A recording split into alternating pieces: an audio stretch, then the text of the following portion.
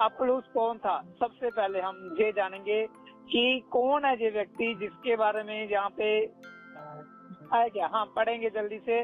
प्रेरितों के काम उसका 18 का 24 वचन हम पढ़ेंगे जल्दी। सिकंदरिया में हुआ था, जो विद्वान पुरुष था और पवित्र शास्त्र को अच्छी तरह से जानता था, इफिसुस में आया। हाँ। ये कौन था? कहता कि ये एक यहूदी व्यक्ति था। सारे जन सुन सकते हैं कि कल को भी आपको ये क्वेश्चन कोई कर सकता है कि भाई ये व्यक्ति कौन है, तो आपको पता होना ये कौन है, तो कह रहा है, कहता है कि ये एक कौन था? एक यहूदी व्यक्ति था। और ये कहाँ आया था? ये इसका जो जन्म है वो सिकंदरिया में हुआ था। ले लिया, समझ रहे हो बात? इसका आज बायोडाटा आपको खुदा के कलाम से दिया जा रहा है। ऐसे नहीं कोई इधर उधर से कथा कहानियां नहीं आपको बताई जा रही।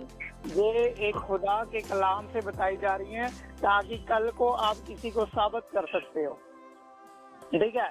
अपुलूस जो था वो एक यहूदी व्यक्ति था, और इसका था वो सिकंदरिया में हुआ था, और ये एक विद्वान पुरुष था, एक नॉलेजदार व्यक्ति था, और ये पवित्र शास्त्र को अच्छी तरीके से जानता था।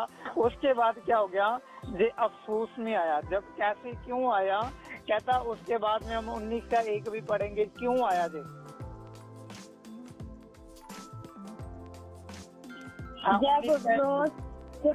तुरंतूस में था, तो पौलुस ऊपर के सारे प्रदेश से होकर इफिसुस में आया। वहाँ कुछ चेलों को देखकर उसने कहा, क्या तुमने विश्वास करते समय पवित्र आत्मा पाया? उन्होंने उससे कहा, हमने तो पवित्र आत्मा की चर्चा भी नहीं सुनी। आमीन। हाँ, कहता है कि ये पहले क्या था? ये कुरंथ में रहता था, पर इसका जन्म सिकंदरिया हुआ, और किसी कारण ये कुरंथ देश में रहने लग गया, शहर में रहने लग गया। और पौलुस क्या कर रहा था? उसकी जो मिनिस्ट्री थी, सेवकाई थी, वो नगर नगर देश घूमकर कहाँ से आ गया? अफसूस में आ गया। और ये अपुलूस का जो कॉन्टैक्ट है वो किसके साथ हो गया? पौलुस के साथ हो गया, और चेलों के साथ हो गया। तो उसके बाद पहले कुरिन्थियों 3 का 5। अपुल्लोस क्या है और पौलुस क्या है? केवल सेवक जिनके द्वारा तुमने विश्वास किया, जैसा हर एक को प्रभु ने दिया। आमीन। आमीन। दोबारा बताऊंगा, ये एक यहूदी व्यक्ति था, और इसका जो जन्म था वो सिकंदरिया में हुआ था, और एक बहुत नॉलेजदार व्यक्ति था ये, और पवित्र आत्मा को अर्थात पवित्र शास्त्र को ये बहुत अच्छे तरीके से जानता था। और बाद में ये क्या हो गया? पौलुस को मिला कहाँ पे मिल गया? अफसूस में मिला। क्यों मिला? क्योंकि जो पौलुस था वो अलग अलग शहर करके कह रहा कि पौलुस ऊपर के सारे देश से होकर अफसूस में आया, और फिर इन दोनों का क्या हो गया? मेल मिलाप हो गया। तो इन्होंने प्रभु के बारे में, सेवकाई के बारे में आपस में बात की होगी, तो इन्होंने सेवकाई स्टार्ट की। तो आपको कोई पूछे कि भाई ये कोई सेवक है या नहीं है, तो आप उसको बोल सकते हो कि बाइबल बोलती है कि केवल सेवक, जहाँ पे स्पष्ट तरीके से लिखा है कि ये केवल क्या है? एक सेवक है, जिसके द्वारा क्या हुआ है?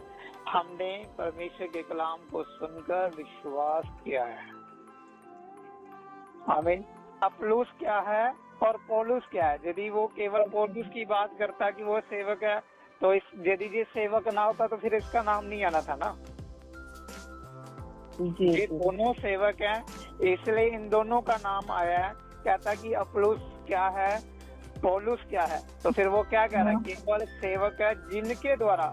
तो जहाँ पे ये भी नहीं लिखा कि पौलुस के द्वारा, ठीक है, पौलुस ही केवल सेवक होता तो वहाँ पे ये लिखा जाता कि पौलुस के द्वारा तुमने विश्वास किया। जहाँ पे ये स्पष्ट तरीके से लिखा है कि केवल वो सेवक हैं, खुदा के दास हैं, जिनके विश्वास किया। और बाद में क्या हो गया कि कलीसिया, कुरंथ के जो लोग थे वो आपस में क्या हो गया? उनके अंदर डिविजन्स हो गए, विभाजन हो गया, फूट पड़ गई।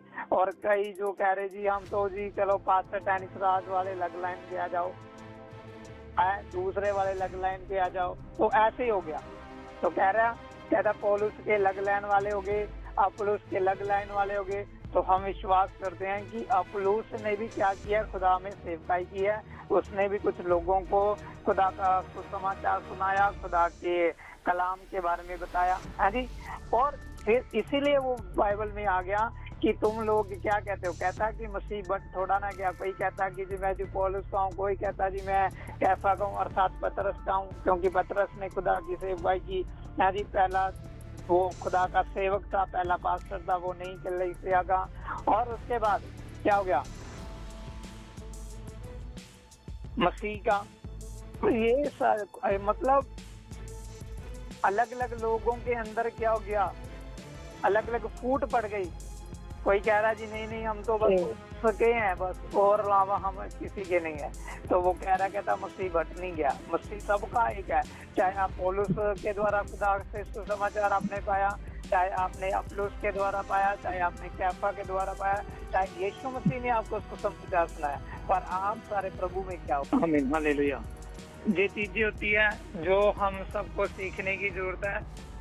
और इसके साथ साथ खुदा ने मुझे भी बरकत दी है, मुझे भी इस चीज के बारे में जानकारी दी है। मैं भी खुदा का धन्यवाद करता हूँ। और हमें सीखने की जरूरत है और हमें सीखते रहना चाहिए। यदि आप जहाँ से सीखोगे तो ही आप कल को बता सकते हो किसी को। बाकी खुदा आपको बरकत दे। आइए हम सब अपनी आंखों को बंद करें, दुआ में। हालेलुया। मेरे महान अनुग्रहकारी जीवित परमेश्वर प्यारे खुदावन प्रभु यीशु मसीह नासरी जी, हम आपका धन्यवाद करते हैं खुदावन इस समय के लिए, पवित्र आत्मा जो आपने हमें दिया। खुदा पवित्र आत्मा महान है, आप दया करने वाले परमेश्वर है। खुदावन पवित्र आत्मा खासकर पवित्र आत्मा जो जानकारी, जो वचन पवित्र आत्मा आपने हमें दिया, ये वचन सचमुच पवित्र आत्मा हमारे लिए बहुत आशीष भरा था मेरे खुदा, बरकत भरा था मेरे पवित्र आत्मा। इसी प्रकार मेरे खुदा तेरे वचनों से सीखते रहे, आगे बढ़ते रहे पवित्र आत्मा, और तेरी गवाही में चलते रहे। खुदावन आज के पूरे दिन भर भी आपने हमें संभाला, आगे भी खुदा बाप हमारी गवाही करें, मदद करें, हिफाजत करें पवित्र आत्मा। खुदावन आपका जलाल और आपके नाम की महिमा होने पाए। खुदावन पवित्र आत्मा जी, आओ ऑयल वाटर के लिए प्रभु जी हम दुआ करते हैं। खुदा बाप आप ऑयल और वाटर को ब्लेस करें। जब पवित्र आत्मा जी भाई बहन ऑयल और वाटर को यूज करें तो इनकी जिंदगी में बड़ी गवाही, बड़ा अभिषेक और बड़ा सामर्थ होने पाए। खुदा बाप आपने प्रभु को छू लिया है, ब्लेस किया, उसके लिए धन्यवाद करते हैं। खुदा बाप जी सारी मेहमान, सारा जलाल परमेश्वर आपको देते। खुदा बाप हमारी दुआओं को सुने और ग्रहण करे। उद्धार करता मसीह यीशु के नाम में मांग लेते हैं, आमीन। हमारे प्रभु यीशु मसीह का अनुग्रह परमेश्वर अपने पवित्र आत्मा की सहभागिता कलीसिया के साथ यीशु मसीह के दूसरे आगमन तक होती रहे, आमीन।